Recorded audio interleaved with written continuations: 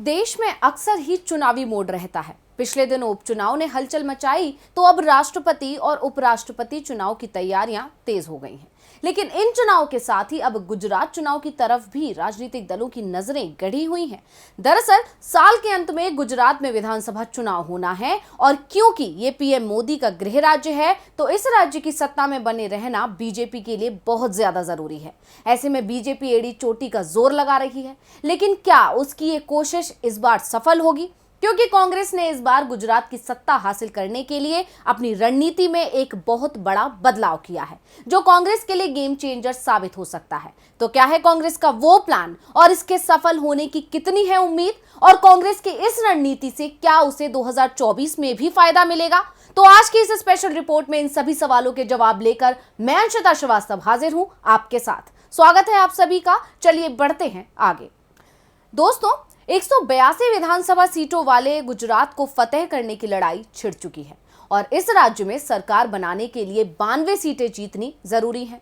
कुल 182 सीटों में से सामान्य के लिए 142 सीटें हैं। अनुसूचित जाति के लिए आरक्षित सीटों की संख्या 13 है, जबकि अनुसूचित जनजाति के लिए कुल 27 सीटें आरक्षित हैं। राज्य को जीतने के लिए मुख्य रूप से तो दो पार्टी मैदान में हैं और वो हैं सत्ताधारी भारतीय जनता पार्टी और विपक्ष कांग्रेस पार्टी।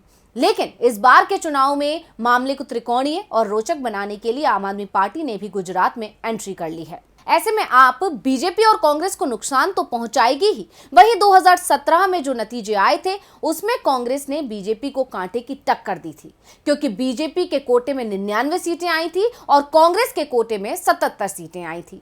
और 2017 के चुनाव बीजेपी जीती तो जरूर थी, लेकिन उसकी सीटों में गिरावट दर्ज हुई थी। ऐसे में बीजेपी डरी हुई है। यही कारण है कि बीजेपी आलाकमान ने खुद गुजरात का जिम्मा संभाल लिया है और पीएम मोदी के गुजरात दौरे बढ़ गए हैं। वो लगातार गुजरात आ रहे हैं और जनता को लुभाने की कोशिश कर रहे हैं, क्योंकि 2012 के मुकाबले 2017 में जिस तरह से बीजेपी की सीटों में गिरावट दर्ज हुई थी वो इस बात के संकेत थे कि अब मोदी का जादू धीरे धीरे कम हो रहा है और अब 2022 में मोदी का जादू बेअसर ही ना हो जाए, इसलिए बीजेपी का शीर्ष नेतृत्व पूरी तरह गुजरात पर फोकस कर रहा है। क्योंकि गुजरात जीतना बीजेपी के लिए सिर्फ एक राज्य जीतना नहीं बल्कि उसकी प्रतिष्ठा का सवाल है। ऐसे में बीजेपी किसी भी कीमत पर गुजरात अपने हाथ से जाने नहीं देना चाहती।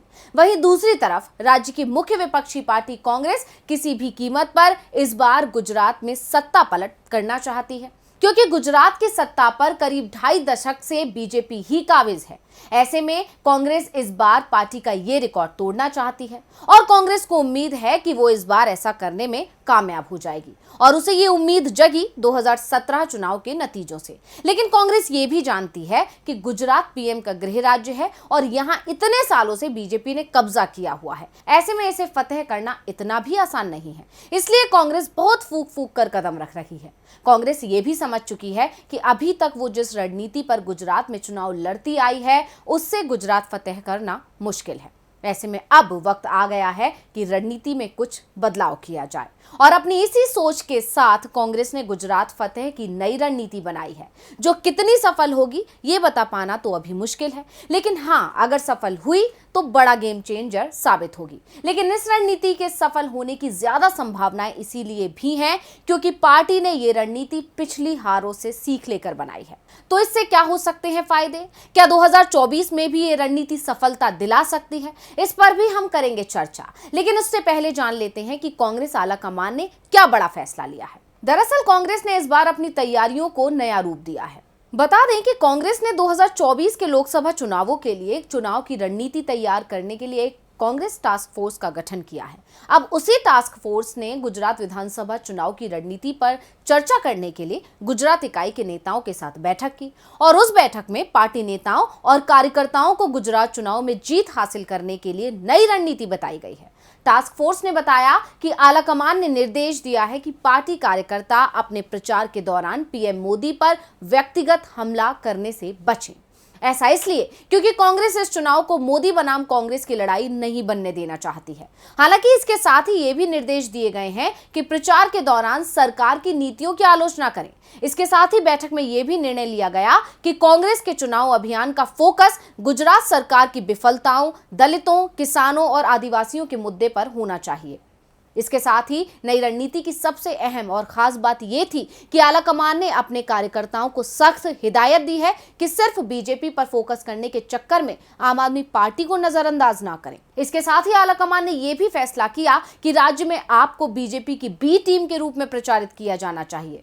इसके साथ ही ये भी निर्देश दिए गए कि दिल्ली में अरविंद केजरीवाल सरकार के जो वादे थे वो गुजरात में बेनकाब किए जाने चाहिए, यानी पार्टी आपके हर मूवमेंट पर नजर रख रही है। वहीं दूसरी तरफ पार्टी ने अपनी रणनीति में जो बदलाव किया है उसके पीछे की वजह कांग्रेस की पुरानी हार है, क्योंकि कांग्रेस का ये मानना है कि पिछले चुनावों में पार्टी ने जिस तरह से पीएम पर सीधा हमला किया था वही उसकी हार का कारण बनी थी। दरअसल 2017 के गुजरात विधानसभा चुनावों के दौरान कांग्रेस को जीत की पूरी उम्मीद थी और कांग्रेस ने अच्छा प्रदर्शन भी किया था, जो नतीजों में सामने आया भी था। लेकिन प्रचार के वक्त नेता मणिशंकर अय्यर की पीएम मोदी को लेकर की गई नीच आदमी वाली टिप्पणी चुनावी मुकाबले का टर्निंग पॉइंट मानी जाती है, जो कांग्रेस के लिए घातक सिद्ध हुई, क्योंकि इससे पहले कांग्रेस काफी आक्रामक तरीके से चुनाव प्रचार कर रही थी। लेकिन इस टिप्पणी को बीजेपी और पीएम मोदी ने अपने पक्ष में भुना लिया और इसका फायदा उठा लिया।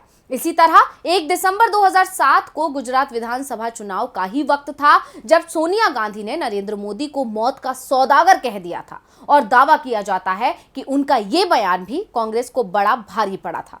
यानी कांग्रेस अपनी पिछली हार से सीख कर आगे के लिए जीत की राह तैयार कर रही है।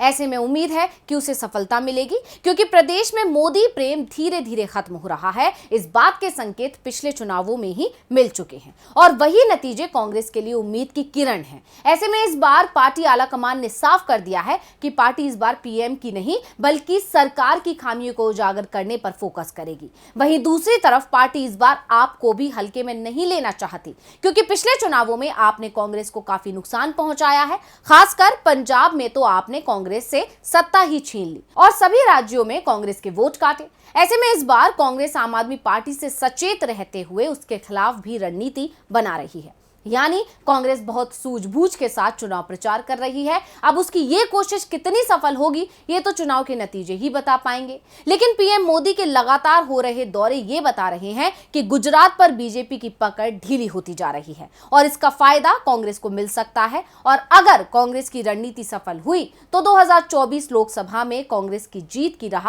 आसान हो जाएगी, क्योंकि ये नई रणनीति 2024 के लोकसभा चुनावों के लिए रणनीति तैयार करने वाली टास्क फोर्स ने ही तैयार की है और गुजरात चुनाव उसके लिए एक इम्तिहान है।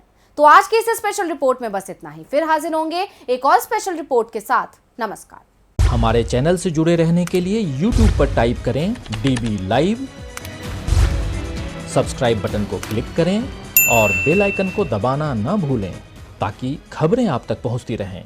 देखते रहिए DB लाइव, क्योंकि यहाँ हैं खबरें लगातार।